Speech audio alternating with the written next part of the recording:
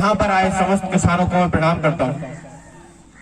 आप यहाँ पर आए, आपके आगमन से आगामी आंदोलन, हमारे आगामी संगठन की रूपरेखा तो तय होगी, साथ ही किसानों को मजबूती मिलेगी। आप यहाँ हैं तो सिर्फ अपने लिए नहीं, इस देश के लिए है, इस समाज के लिए है और पूरे विश्व के लिए है, क्योंकि आज सिर्फ देश को ही नहीं, पूरे विश्व को खाद्य आपूर्ति की श्रृंखला का जो जाल है उसमें भारत एक महत्वपूर्ण हिस्सा है। लेकिन समस्या यह है कि जो भारत, जो किसान संपूर्ण देश का, संपूर्ण विश्व का पेट भर रहा है, उसको उसकी उपज का सही दाम नहीं मिल पा रहा है। सर, मैं आपसे बात करूं तो अगर हम 70 के दशक में जाए, 1976 1975 के आसपास देखें तो किसान का जो गेहूं था वो 76 रुपए प्रति क्विंटल बिकता था, और आज अगर हम देखें तो वो 1800 रुपए प्रति क्विंटल के आसपास शायद बिकता हो। मैं तो अगर फुटकर की दुकान से खरीदूं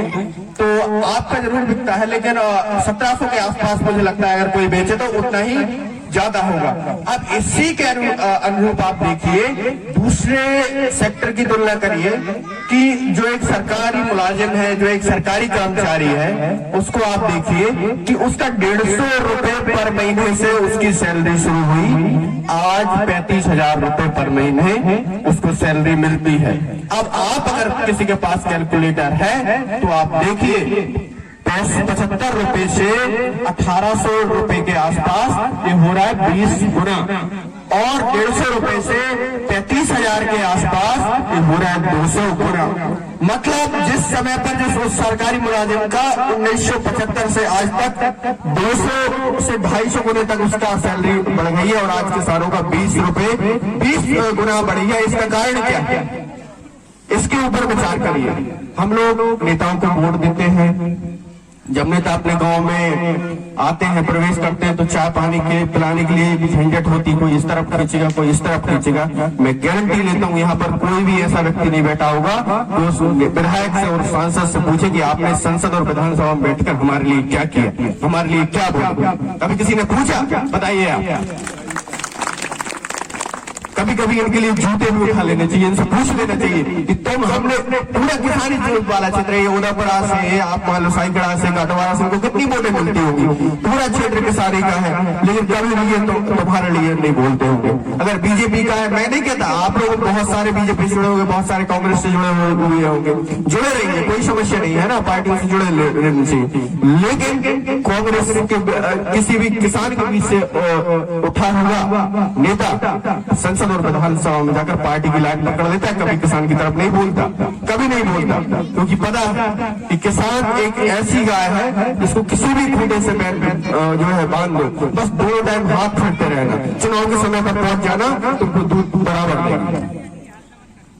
आज बताइए आप, मुझे नहीं लगता कितने लोग मेरी बात ध्यान से सुन रहे हो, क्योंकि तालियां वालियां तो जो है बजाने में सब लोग कंजूसी कर रहे हैं। बात है कि नहीं, आपकी तालियां जरूरी है, क्योंकि सामने वाले को पता चलता है कि आप सुन रहे हो या नहीं सुन रहे। ध्यान रखिए, बात यह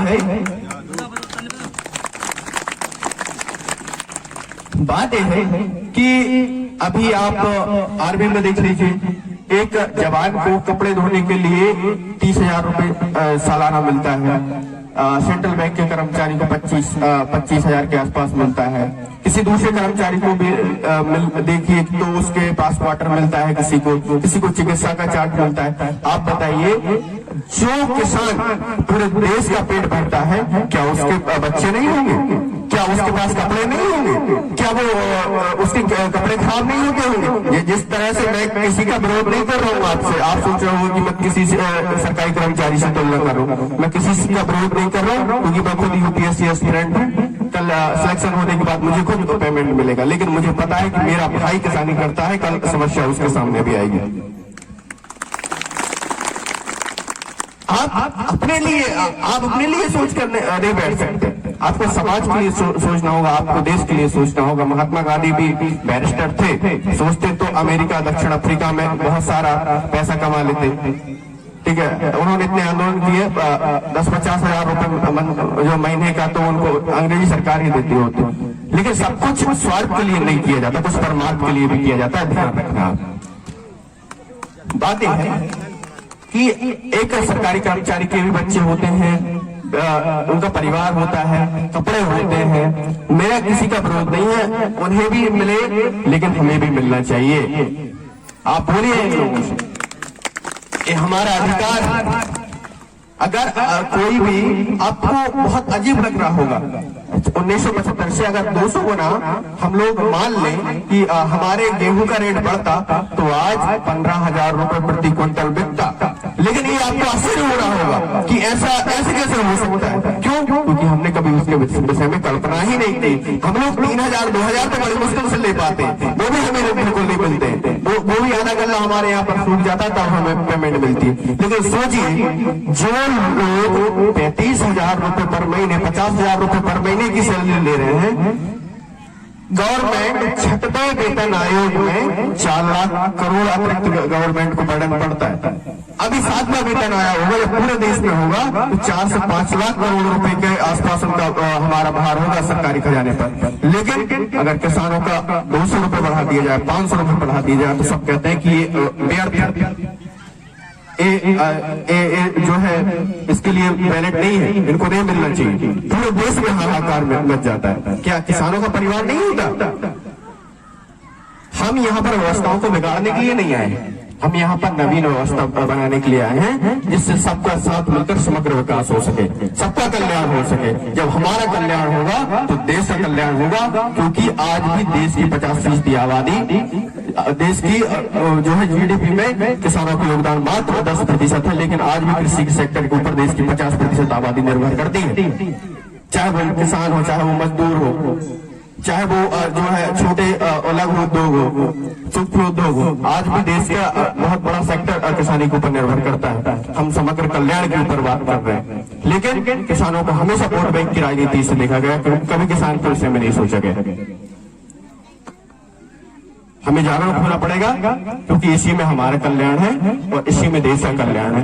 हम अपना अधिकार मांगते, नहीं किसी से भीख मांगते। कौन हमारे समझाता, धरती करना करवाता, अभी तो लड़ाई है, आगे और लड़ाई है। जय श्री।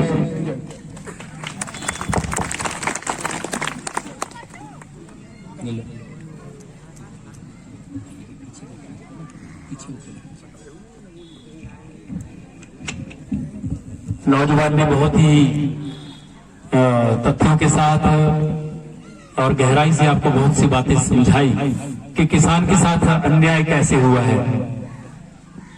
जिस अनुपात में बाकी वस्तुओं के दाम बढ़े, उस अनुपात में किसानों के खाद्यान्न के दाम बहुत कम बढ़े हैं।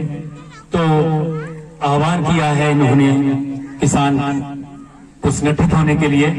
बहुत धन्यवाद आपका। अब मैं निवेदन कर